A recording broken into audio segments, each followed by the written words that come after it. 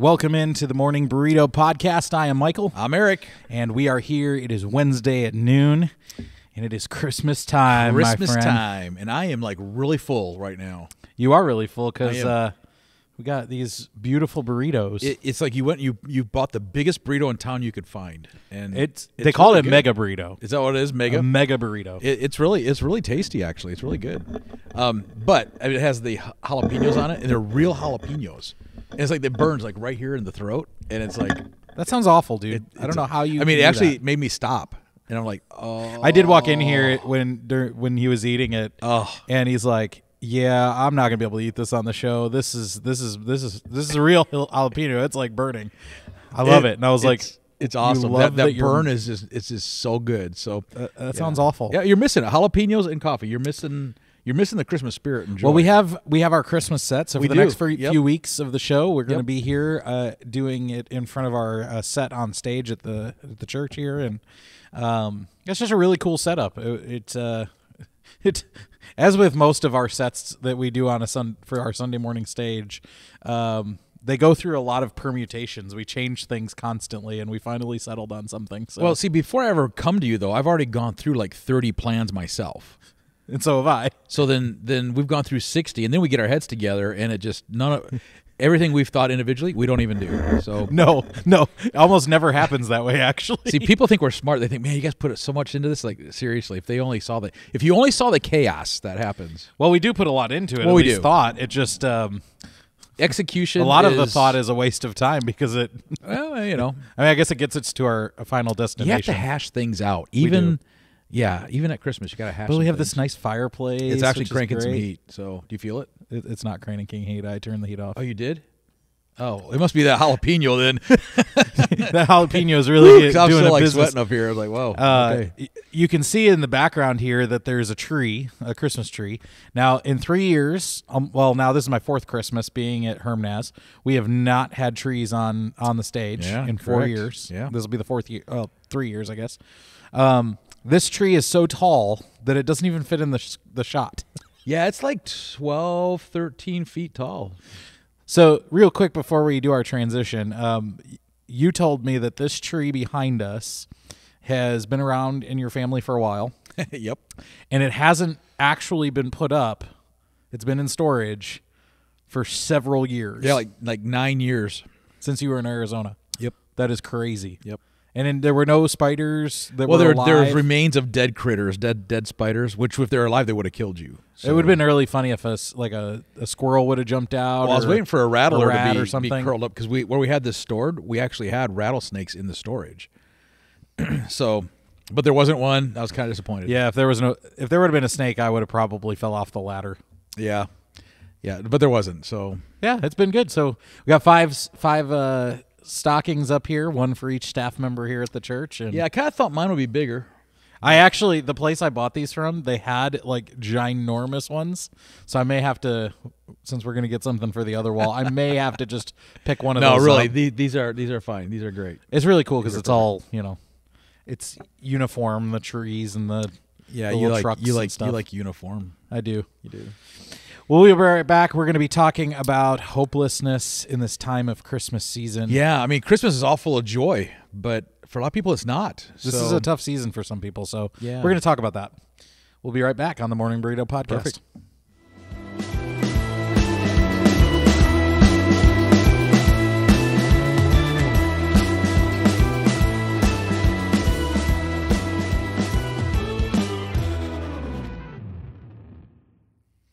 All right, we are back.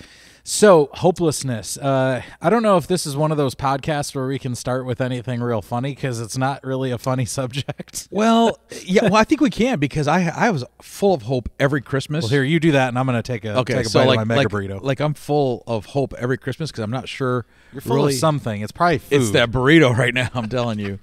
But, we anticipate a lot at Christmas, and typically as kids we anticipate what? The gifts under the tree and mom and dad leave and you try to like go through the closets and you're looking, you're anticipating, you're excited, then you find them and then Christmas is ruined and parents find out about it and then you're just all disappointed. So there goes your hope, right? Okay, so that leads me to an obvious question that everybody watching or listening is going to want to know about you. What was your favorite Christmas gift you ever got? Oh, that's easy. Well, it probably hurt somebody's feelings, but no, it's so I don't know who made it, but it's like this. It's a remote control helicopter, but it's not really remote control.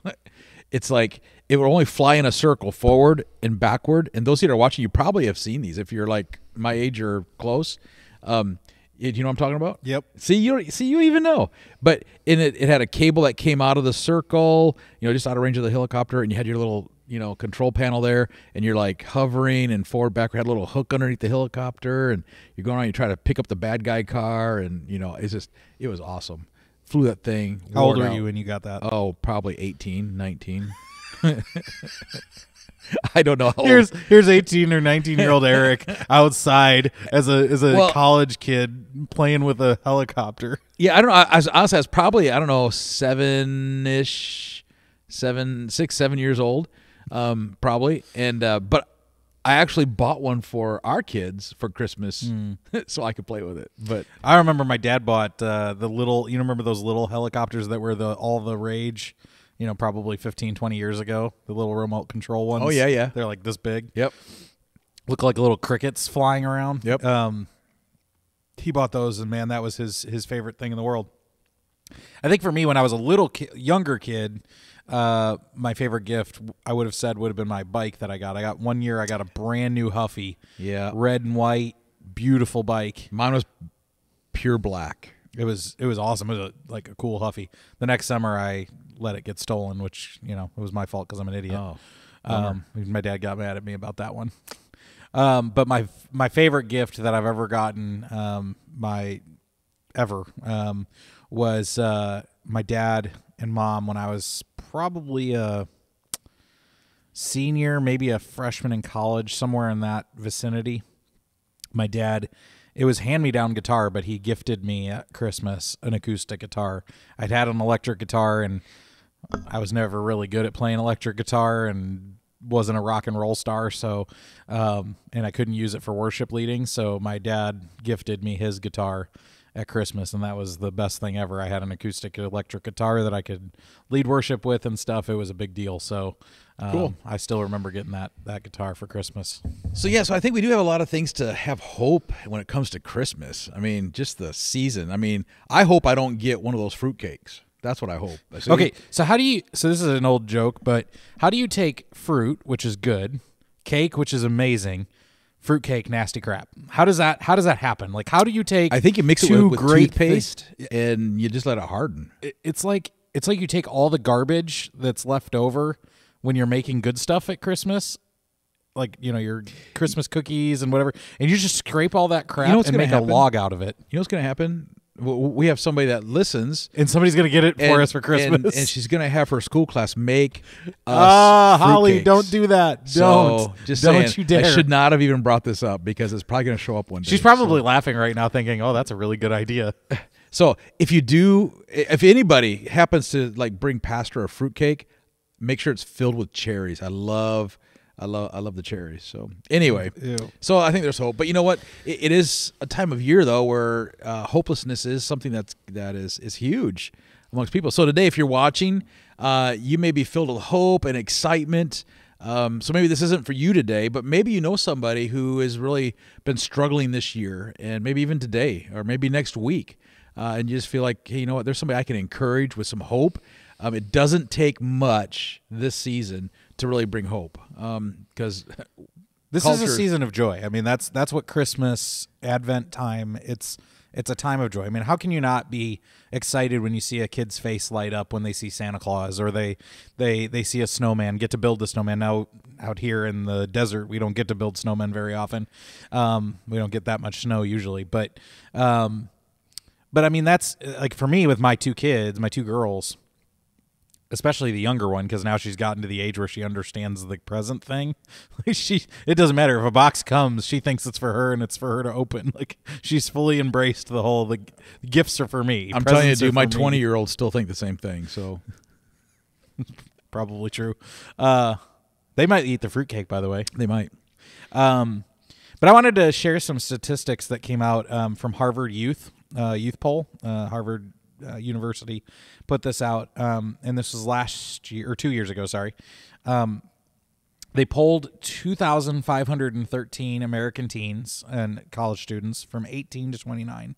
So the demographic that listens to our show for the most part. 51% of young Americans said that at least several days in the previous 2 weeks they had felt down, depressed, or hopeless. So hopelessness, now we can say that was all related to the pandemic, but it really hasn't changed. And frankly, it was like that before. Maybe it increased during the pandemic, but hopelessness has been a thing for young people for a while now, and it's only getting worse. It's not getting better. Yeah, and we as a church, we always focus on other people. We adopt a family. And this year we're adopting our community, basically, with not just homeless, but for those that need. So socks and undies. Yeah. So as a church, we're always focused on that too. But the thing with hopelessness is we have to define it. Yeah. Because culture defines hopelessness as, if I don't have it, then I'm hopeless. Well, it's funny you say that, because I was just listening to a news story today, and they were talking about, you probably know Canada, you have family there.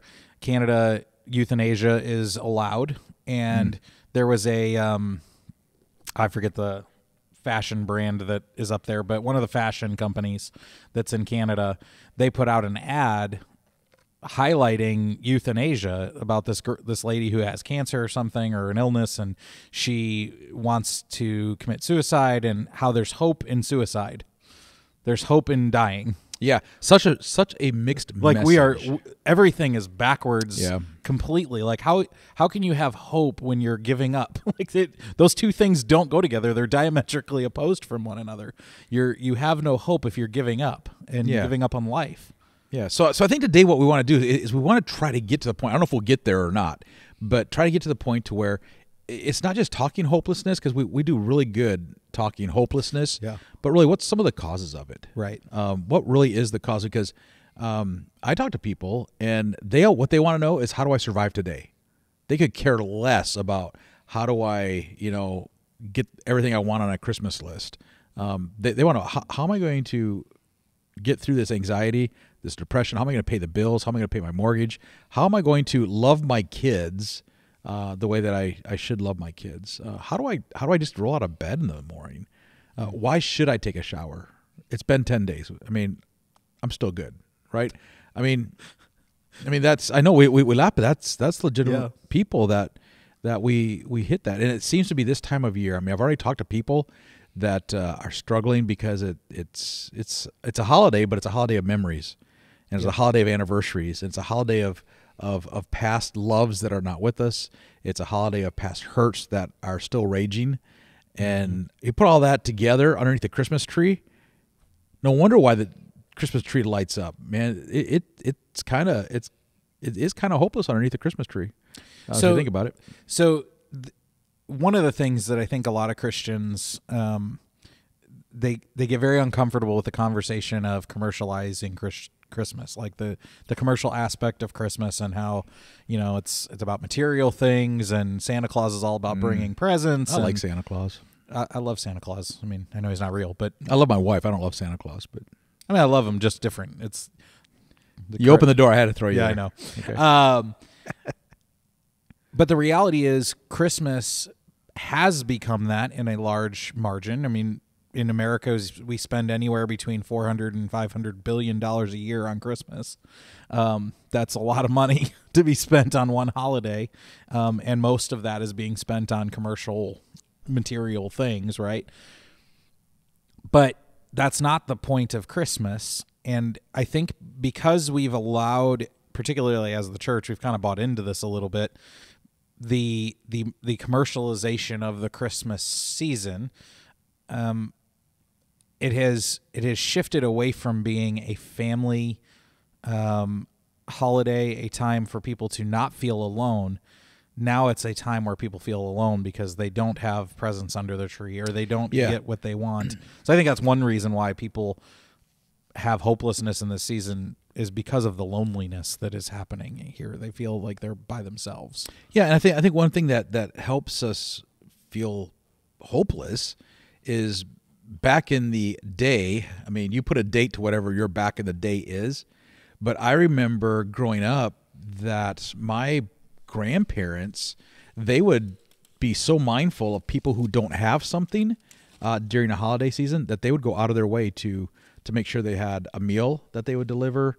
I remember going shopping with my grandparents for not necessarily gifts for people, but to show them that, hey, here's a poinsettia, okay, and they just drop it off. And you know, as a teenager, I'm thinking, oh, this is ridiculous. But you know, now that I'm where I am in life, I'm like, we don't see people doing that these days, caring for and looking out for people who are maybe down and who are facing. So basically, I guess I'm trying to say is we don't think far enough ahead. There's no foresight. There's no foreshadowing going on of like, hey, there's darkness there.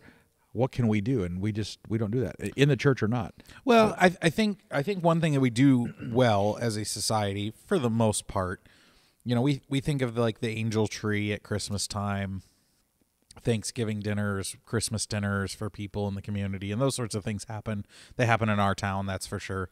You know, angel tree being for kids that their parents are in prison, you know, trying to take care of those families.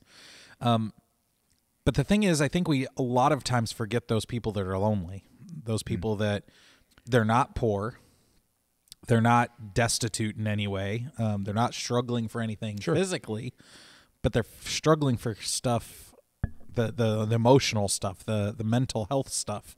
And a lot of times I think they just go unseen within the church community. I mean, we ask our people all the time, they'll say, hey, where's so-and-so been? Well, have you checked in on them? Yeah. Have you called them? Have you called them? I mean, and this is the time, I mean, if there's any time of the year where that needs to be done by particularly our church people, this is the time. If you have a thought, you know, I haven't seen so-and-so in a while, you need to call and check up on them. Find out where they are. Find out what they're doing. In fact, we had one of our church people call us today as we were decorating. They're doing that. Like they were getting names so that they could do that, which was awesome to get that phone call. You know, but it's also, we don't look at the people that, okay, we might see that they're the ones that are obviously maybe going to be hurting. We do have a hard time seeing that. But what we have a harder time seeing is the person that's struggling with suicidal thoughts. Somebody who's really struggling with darkness in their life, not because of sin, just life. I mean, sometimes life just, you know, poos all over you, and you just, I know I just said that. I'm sorry, honey. It's true. I mean, life does. It is, but we have a hard time seeing that because we hey, how are you today? I'm just fine. Well, and we're not truthful. We were not, when God created human beings, he did not create us with the intent of having hopelessness be a part of the equation. God did not want us to have hopelessness. Correct.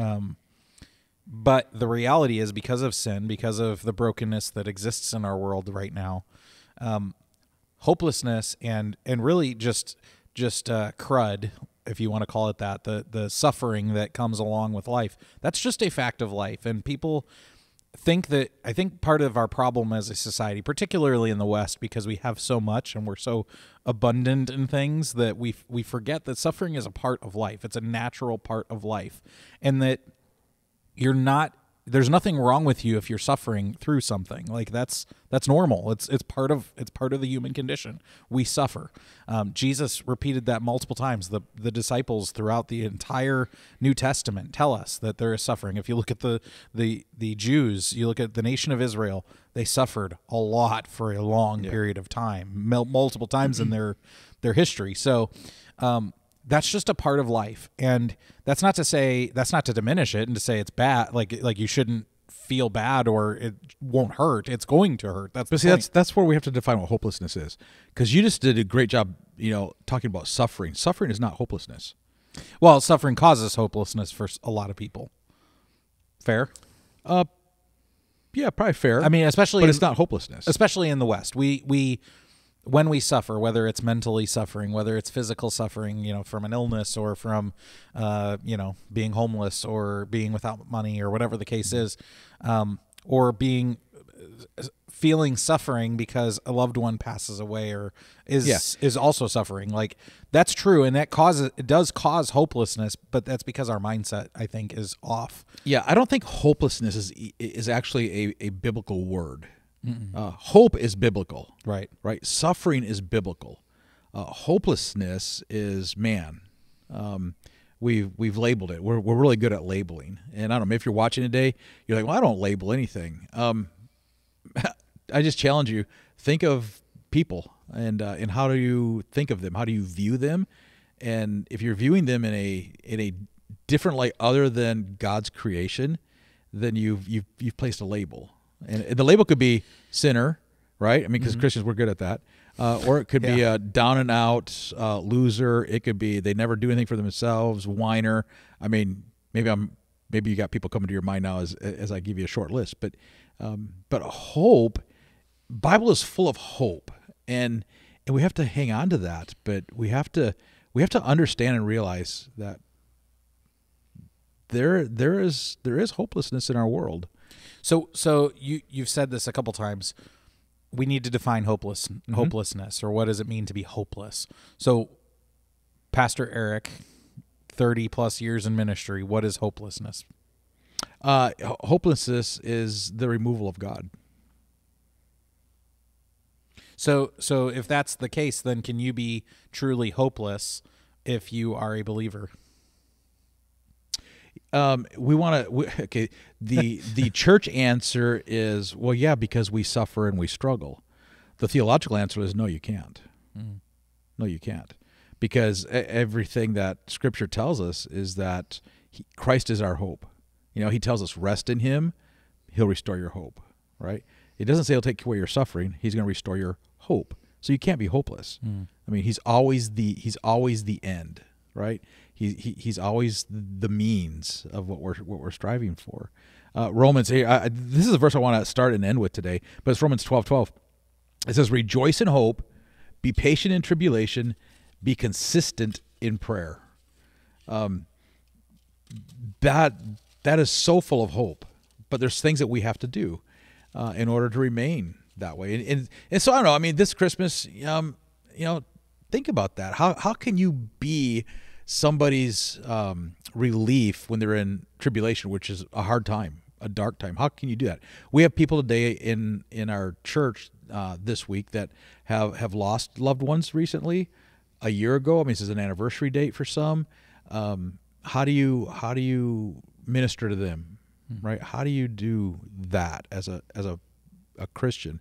But more so, how do you take care of the one that's at the street corner who's panhandling and you're really ticked off because your taxes are supporting them with everything else that that they get through the government, and here you are, thinking, oh, I'm not gonna help them, when really you don't know the person at all. You don't know their needs, and so there's a label, right? So how can you really look and go, I could be the answer to that person's darkness, right? Their tribulation, their hard time. The other thing is this whole idea of being consistent. You have to be consistent in what you're doing. The word is constant. Be constant in it, not just at Christmas. One thing as a youth pastor, going to Thanksgiving and Christmas, that's the bookends to giving hope. We're good as a youth ministry, and not yours, but mine. We're good at serving there all the way through Christmas in a church the same way, Christianity the same way. The bell ringers come out during those times. We're really good at focusing on the hope. But where are we the other 11 and a half months, right? And that's a long time. 11 and a half months is a long time for darkness. Just kind of creep in, and we need to just bring light to it. So I don't know. Maybe today I'm just saying hopelessness is a legit deal, and you have to do some things to keep your mind focused on things above. So Hebrews 12:2. Yep.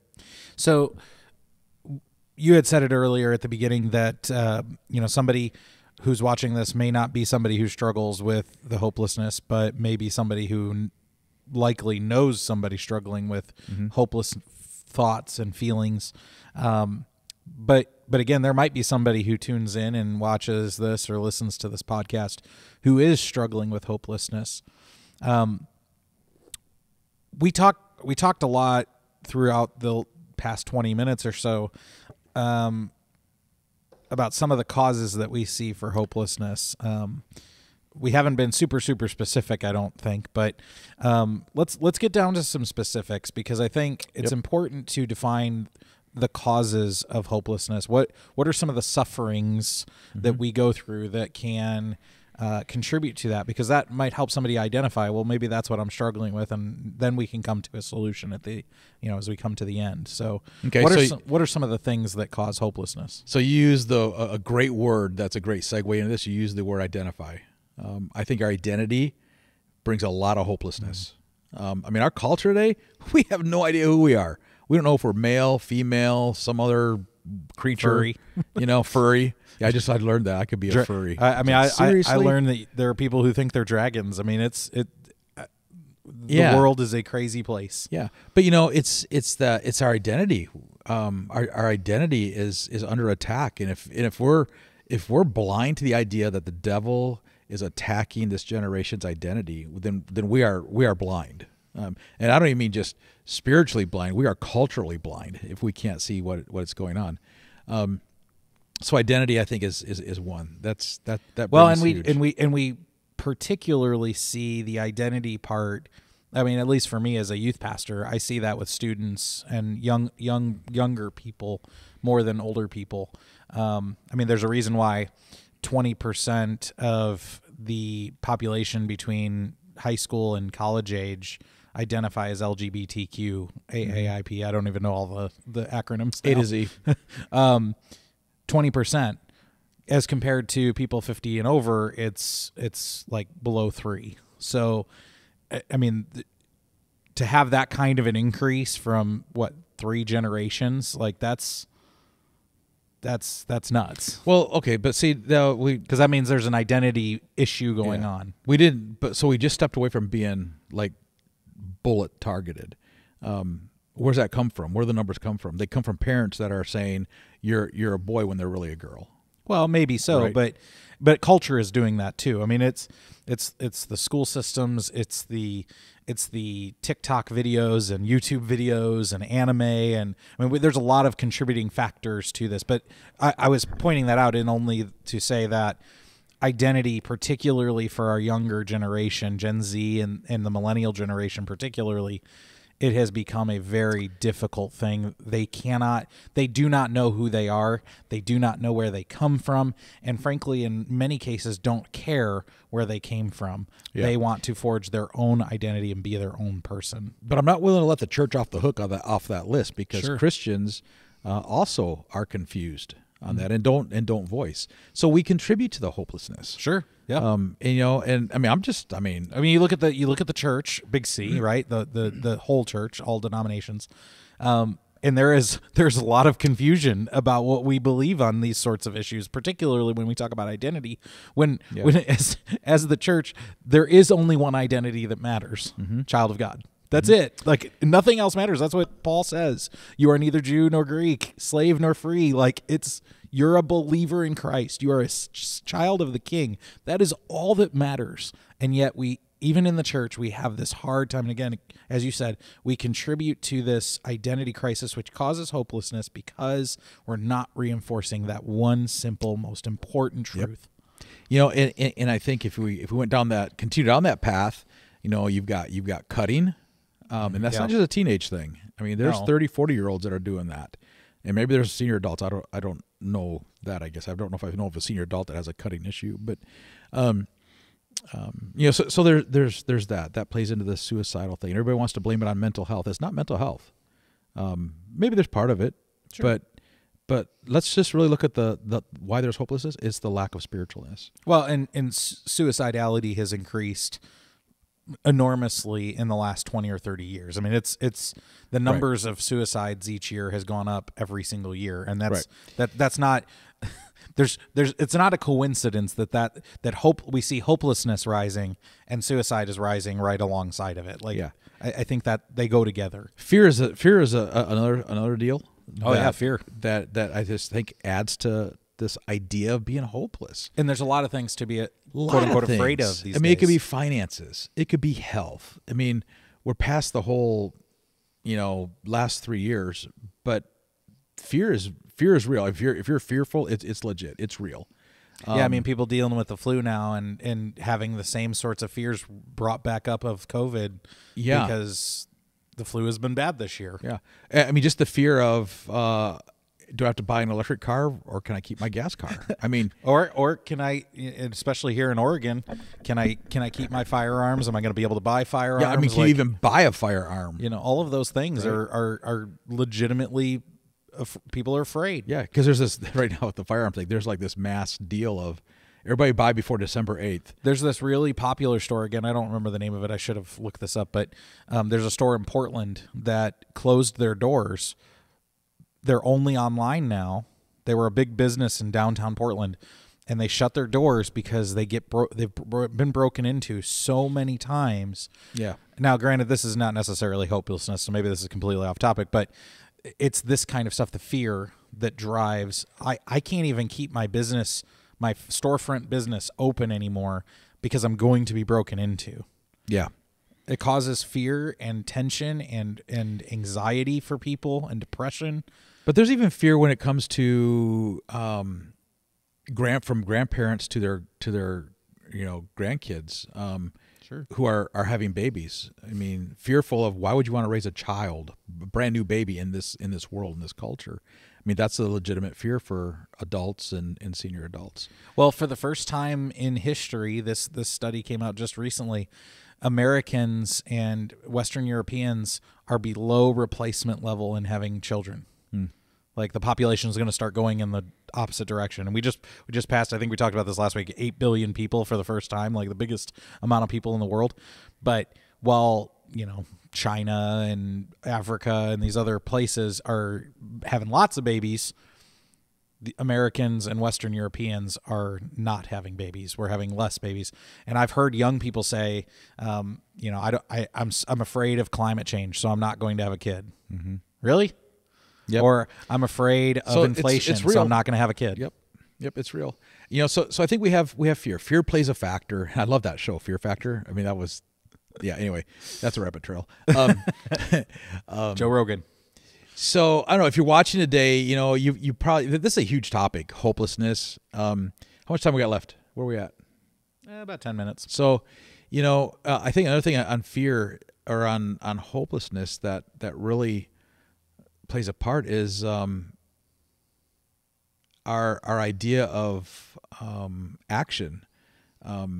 We don't know how to maneuver through darkness. We don't know how to act in order to pull our hearts and our minds and our thoughts to think of the things of the Lord as a culture. Because, our culture, we've moved so far away from God. And it seems like we move further away from God every day when you hear things. We don't know how to act anymore. Yeah. We don't know how to maneuver our lives. I had a lady in church one day, she's like, Pastor, I don't like it when you use that word maneuver. How do you maneuver people? It just sounds like a business. Like, the kingdom of God and evangelism and winning souls for Christ is a business. I mean, it is a deal that you have to maneuver people. You have to help us get from point A to point B. I mean, pick another word, but it really is maneuvering before God. The Bible talks about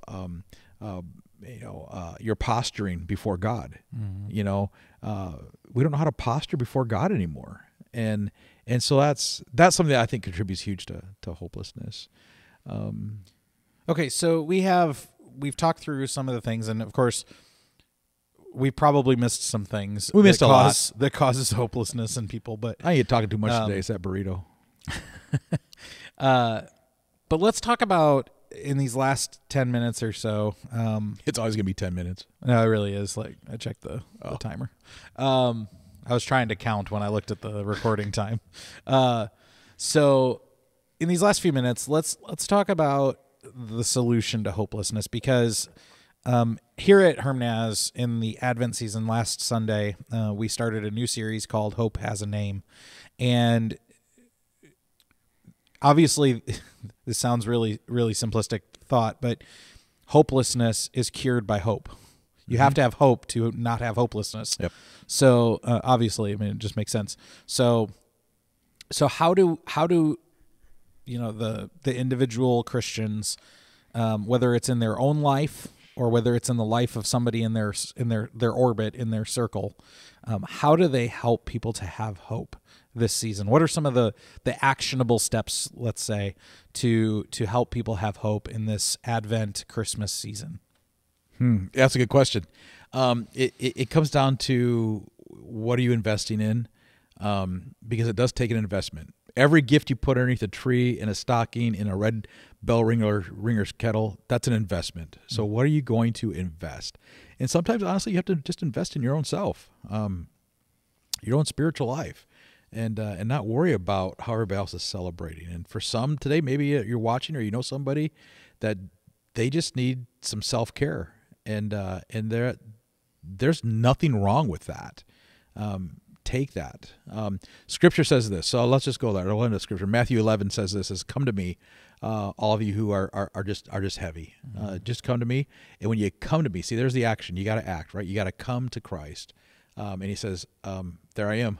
I will give you the rest." Yep. I will. In other words, rest there is just that. I will give you the calm in your life. It may not always be easy. You still have consequences in situations. You still got bills to pay, but I'm going to give you a calm. Isaiah 40, it says, "For those who wait on the Lord, their strength is going to be renewed." So there again, you have to wait on the Lord. You can't just come to Christmas and suck down a candy cane and throw something underneath the tree, or go sip hot cider and cocoa at the company business party. You gotta come to the Lord. You gotta wait.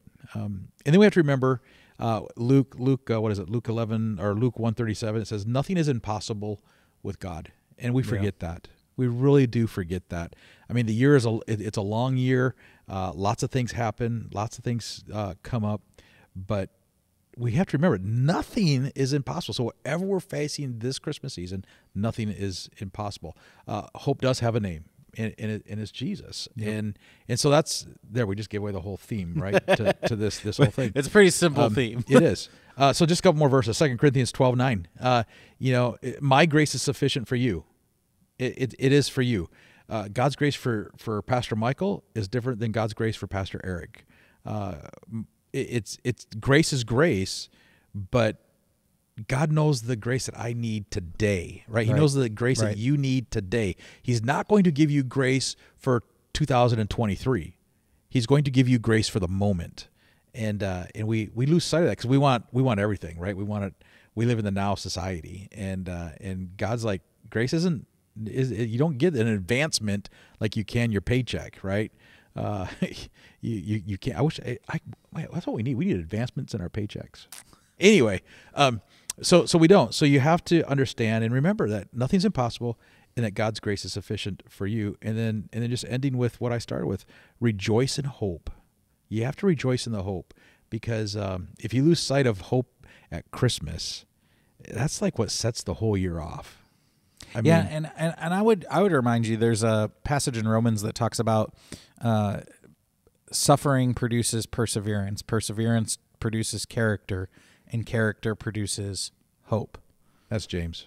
That's James? Mm-hmm. Oh, my fault. I think that's an important point for us to remember as we close here. Yes, suffering stinks, and nobody wants to suffer. Going even further than that, God does not want us to suffer. That is not God's desire. That doesn't make his heart happy. He endures the suffering with us.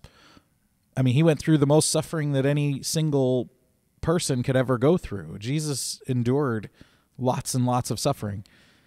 But having said that, suffering does actually produce good if we allow the Holy Spirit to do so. That perseverance, makes you be able to endure more suffering the next time. Like you'll be able to handle more of it, which is, it seems like, oh, that's awful. But then that perseverance develops character, because you're able to go through these sufferings with a confidence in that you're going to get through it because you've been through it before. So yeah, because you're remembering back to the last time, the path you just have been on. Right. And then it finalizes with that hope. And that hope is that I know and I am confident that God is going to bring me through this trial, just like he brought me through the one before it, and the one that came before that, and the one that came before that. Because again, the trials are going to come. I mean, we're preaching here, but that is the truth. The trials are going to come in life. And in this Christmas season, if there's anything that you can do, I would say it's just simply encourage and let them know that everything, there is a season for everything, as Ecclesiastes says. It's not forever. Yeah, suffering is not 20. Forever. So you say we're preaching. What I hope we're doing is we're giving you enough scripture today, and maybe you can pick something out of what we just said that you can use. I mean, it's not copywritten. We're not going to bill you. You don't need to ask permission, right? just use it. Well, I might and encourage. I could use the extra cash. Encourage somebody with this. 1 Peter 5:7, cast all your anxieties on him, and this is what happens. Or here's why. It says, because he cares for you. Yeah. And we need to just pass that message on, I believe, this Christmas season. So my 3 takeaways: rejoice in hope, be patient in tribulation, and be consistent in your prayer life, and you will find hope beyond measure. So yeah, well, hey, we are so excited about Christmas season. Advent is my favorite time of the year. I hope you're listening to Christmas music already. I hope Trans-Siberian Orchestra is just blaring in your house, or Mannheim Steamroller, or whatever. And I hope the trimmings are coming along for your home. I know you guys are going to be putting up your tree this week, so we already got ours up, so we're ahead of the game. Yep. Although my 2 daughters and my wife have been listening to Christmas music since Halloween. So hey, everybody their own, like they love Christmas music.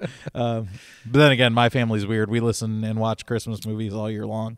Elf and other Christmas movies will be on it in July or June or whenever. It doesn't matter. They watch Christmas movies. But we hope if we don't get to have you part of the show, a bunch this Christmas season because you're traveling and things, just know that we appreciate you listening or watching and being a part of this. And again, we've been asking the last couple weeks. We want to just reiterate it. Put in the comments if you want this time to move. We'll probably, if we were going to do it, it'd be the new year. I would think that we'll make that change. We might do it ahead of time. I don't know. We'll see. How about show 100? Show 100, maybe. We are getting close. It's got to be close. We are getting close. We're in the 80s right now, so we got a ways to go then. Okay. We got a few weeks. Yeah, maybe January 1.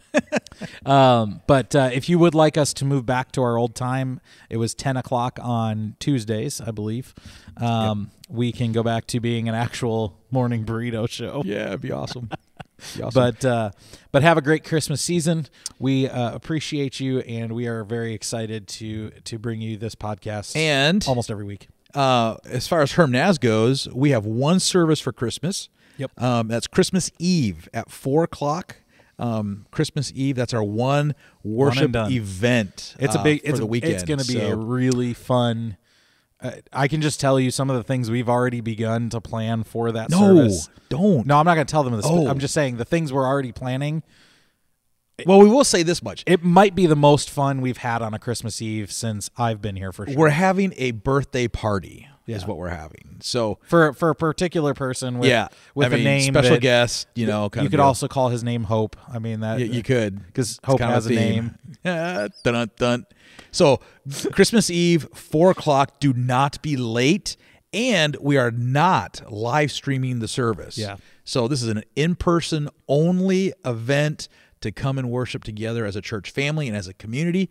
So if you can't be here in person, we're sorry, but that's how we're working it this year. So it's live in person, 4:00 Christmas Eve, and then Sunday morning, Christmas Sunday morning, we want you to celebrate Jesus with your families in your jammies, drinking hot cocoa, eating cinnamon rolls, and just remember that that's the morning to be with family as we welcome Christ into your homes and into your lives, and then we just pick up celebrating for the new year. So there you have it. It's going to be a great time. Have a great Christmas season.